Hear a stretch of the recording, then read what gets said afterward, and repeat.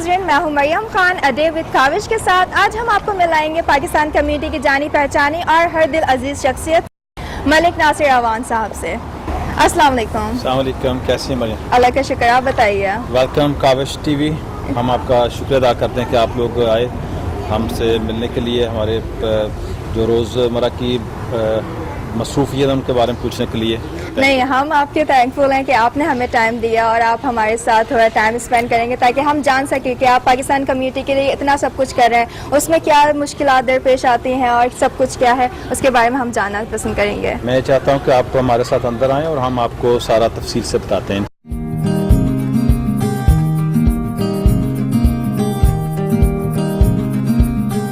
तो नाज़रीन, जैसे कि आप देख रहे हैं कि हम नासिर अवान साहब के घर के अंदर आ चुके हैं और इनके 3 बड़े तारुफ हैं कि ये अल्लामा इकबाल कम्युनिटी सेंटर के चेयरमैन हैं, कंस्ट्रक्शन कंपनी के मालिक हैं और पुलिस निज़ाम हैं। तो इनसे सबसे पहले हम जानेंगे कि अल्लामा इकबाल कम्युनिटी सेंटर न्यूयॉर्क की कैसे मतलब यानी कि आपके जहन में आया इसका आइडिया। 2010 में हम 75 लोग थे सियालकोट के। हमने ये सब ने फैसला किया कि इंडिविजुअल हम हेल्प कर रहे हैं, लेकिन अगर कम्युनिटी सेंटर के तहत हम ज़्यादा लोग मेजॉरिटी लोग इकट्ठे होकर हेल्प करेंगे तो मच बेटर तरीके से हम लोगों की हेल्प कर सकेंगे।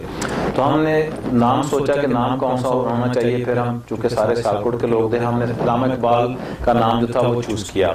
उसमें मुतफिका तौर पर सब लोगों ने अल्लामा इकबाल का नाम जो था वो क्या कि ये ठीक नाम है, बेस्ट नाम है। उसके तहत हमने ये सेंटर बनाया 2010 में।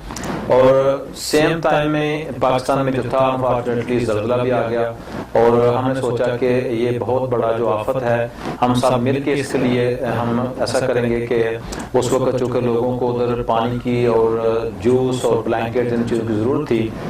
और उन्हीं दिनों में जो मिनिस्टर थे शमशान बहारी साहब, जो कि ब्रॉडकास्टिंग के मिनिस्टर थे, वो भी आए हुए थे।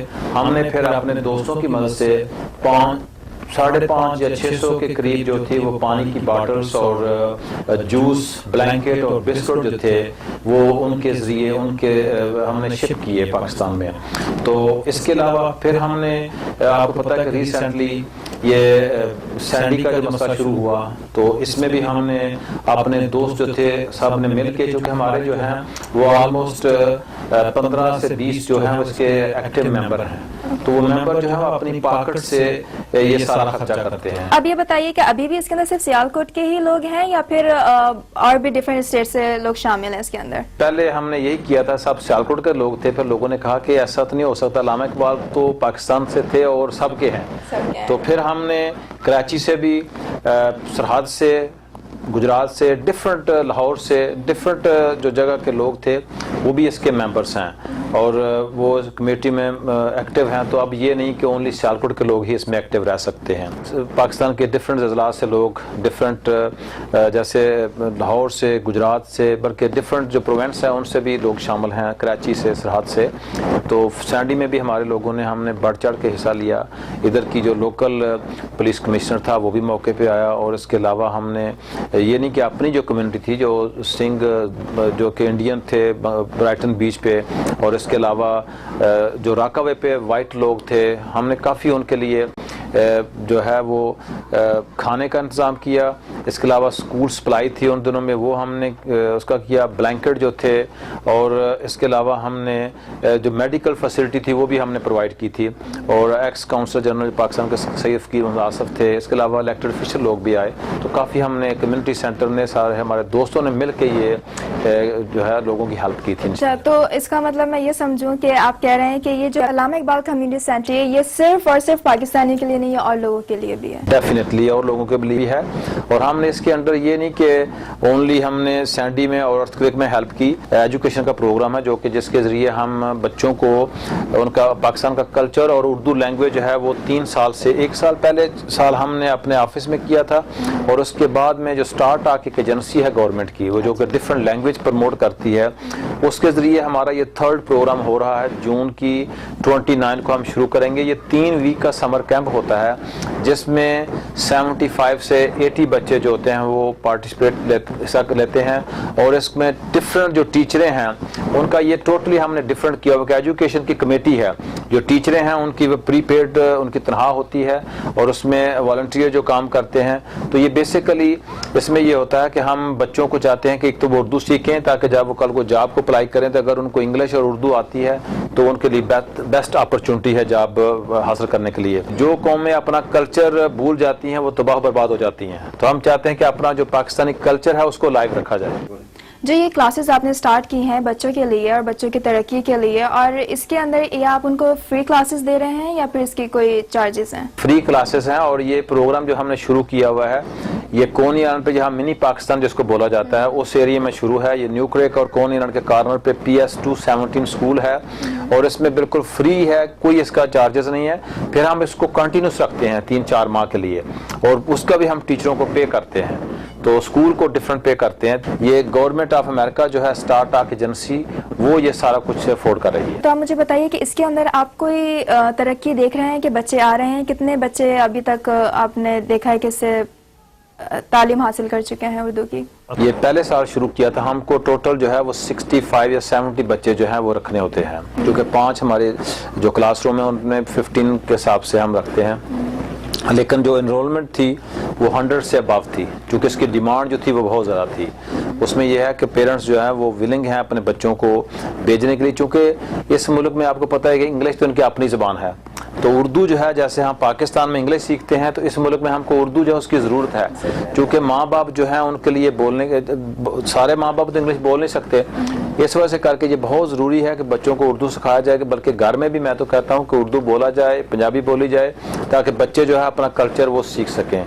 और हमने इसको यही नहीं कि 3 वीक का समर कैंप के से हम उसके बाद में प्रोग्राम जो ख़त्म हो जाता है, ख़त्म नहीं होता, और हम हर संडे को हम इसको जो है ना वो कंटिन्यूस रखते हैं 3-4 माह के लिए, जिसको हम संडे जो है वो टीचर्स आती हैं और संडे 15-20 बच्चे आ गए, तो हम ये 3-4 माह तक इसको कंटिन्यूस रखते हैं। अभी जैसे कि आपने बोला कि 75 बच्चे आप लोग एनरोल कर सकते हैं, तो आपका फ्यूचर में इस चीज़ को बढ़ाने का इरादा है? स्टार्टअप एजेंसी का प्रोग्राम ही ये है कि डिफरेंट जो लैंग्वेज है 5-6 लैंग्वेज उनको और कल्चर को प्रमोट किया जाए। तो हम इसको इंशाल्लाह जो है ना वो कोशिश करेंगे कि इसके साथ अगर हो सका तो हम ब्राइटन बीच पे भी कुछ को एक्सटेंड करेंगे इंशाल्लाह। मुझे आप ये बताइए, आप फनरल के हिसाब से भी कुछ करें? इस मुल्क में जब कोई बंदा फौत हो जाता है तो बड़ा मसला बन जाता है। जैसे फ्यूनरल का जो फ्यूनरल होम है तो उनका ये होता है कि वो $5,000-6,000 से सिर्फ ओनली बॉडी को तैयार करने के वो ले लेते हैं। फ्यूनरल का पूरी बॉडी का बॉक्स तैयार करना, उसको गुस्ल वगैरह सारा। एक गरीब आदमी जो उसके पास इतने पैसे नहीं होते तो वो कहाँ से अफोर्ड करेगा। इस तरह हम दोस्तों ने मिल के ये मशवरा किया कि कमेटी बनाई जाए, उसके मेंबर्स बनाए जाएं। फिर ये तय हुआ कि अगर जो कमेटी जो मेंबर्स होंगे उनको एक $100 फॉर आवर के लिए फ़ीस है और $20 उनकी मंथली फ़ीस है, जो कि पूरा जो फैमिली के मेंबर हैं सारे उसमें कवर होंगे। और उसकी बैरियर के अलावा जो ये सिर्फ बॉडी को तैयार करने के, बॉक्स तैयार करने के और पाकिस्तान भेजिए अगर बॉडी जानी है तो उसका ये सिर्फ और सिर्फ $20 मंथली थे। हमारे कम से कम जो है 50 से ऊपर मेंबर हैं और जिस 3-4 वो बंदे हमने जिनका बैरियल और सारा कफन दफन का किया है जो कि हमारे मेंबर नहीं भी थे, क्योंकि हमारे साथ जो पाक फ्यूनरल है उनकी ये डील है कि हमने $1,500 या $1,600 देने हैं। दूसरे लोगों से वो 4400, 4500 वट चार्ज करते हैं, उनके डिफरेंट चार्जेस हैं, लेकिन हमारे से वो कम से कम लेस चार्जेस करते हैं। तो हमने इस लिहाज से ये शुरू किया ताकि कोई गरीब बंदा जिसका कोई वाली वारस है उसका भी हम टेक केयर कर सकें बैरियर के लिहाज से। 5-6 माह पहले जितनी भी बॉडियाँ गई हैं उनका एम्बामिंग होती थी, ब्लड जो था सारा सा करके तो फिर बॉडी भेजी जाती थी। हालांकि कोई स्टेट का लॉ नहीं है। हमने पाक फ्यूनरल होम वाले जो थे उनके साथ मिलके ये कोशिश की कि क्यों ना बॉडी जो है उसके साथ आइस पैक रख के तो बॉडी भेजी जाए। ये तो शरई तौर पे भी जो है जायज़ नहीं है कि बॉडी का ब्लड सक किया जाए और उसको कोई भी जो है कट लगाया जाए या बॉडी को तो दचका भी नहीं लगना चाहिए।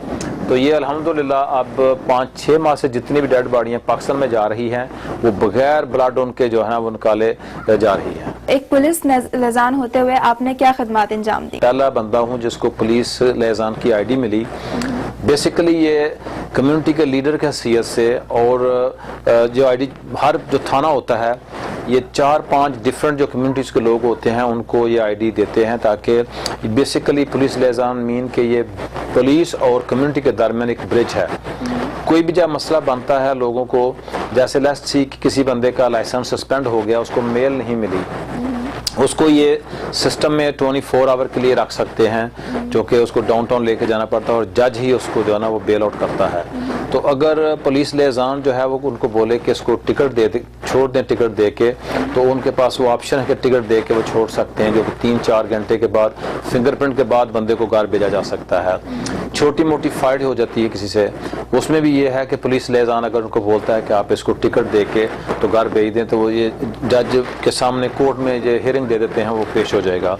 तो हमारा ये होता है कि हमारी वजह से करके बंदा जो है जिसने 24 आवर थाने में रहना होता है या फिर कोर्ट में जाना होता है, तो वो बंदा जो है हमारी वजह से करके उसको घर भेज देते हैं। और इसके अलावा ये भी है कि जैसे रॉबरियाँ पीछे हुई कोनी आइलैंड पे या आगे पीछे, आपको पता है कि काफ़ी नवंबर के माह में, इसको सोच के हमने सेफ्टी पेट्रोल का काम शुरू किया जो कि अंडर द NYPD है। ये सेफ्टी पेट्रोल तो हमने लास्ट ईयर जो थे इसकी इब्तिदा की थी, लेकिन हमने ये सोचा कि कम से कम जो है वो हमारे इलाके में पेट्रोलिंग नहीं हो रही, तो इस वजह से हमने फिर गाड़ी एक ली। गाड़ी जो थी $23,000 की नई कार है और उसमें पुलिस का लोगो, लाइट्स और सायरन सारा लगा हुआ है। और अब अल्हम्दुलिल्लाह ये 4 वीक पहले 3 जो हमारे नए चीफ थे ब्रुकलिन साउथ के, वो भी आए, अब तक बाकायदा इसका इफ्ताह हुआ गाड़ी का।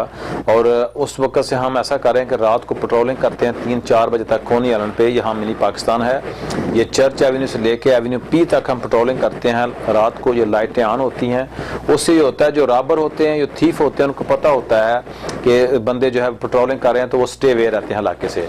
तो हमारा ये मकसद है कि हमारे जो 15-20 मेंबर्स हैं उनके पास, जैसे कावस टीवी वालों ने उसकी रिकॉर्डिंग भी की हुई है, उसके पास लोगो है NYPD का, ऊपर सिविलियन ऑब्जर्विंग पेट्रोल का साथ लिखा हुआ है। और ये लोगो पहन के हम कोई भी मसला बनता है, किसी का लड़ाई हो जाती है, एक्सीडेंट हो जाता है, कोई जुबान नहीं बोल सकता, हमारे जो मेंबर हैं वो मौके पर पहुंच के लोगों की अगर ट्रांसलेशन का मसला है, कोई भी हेल्प की ज़रूरत है, तो हम इंशाल्लाह मौके पर पहुंच के उन लोगों की हेल्प कर रहे हैं ऑलरेडी 1 ईयर से।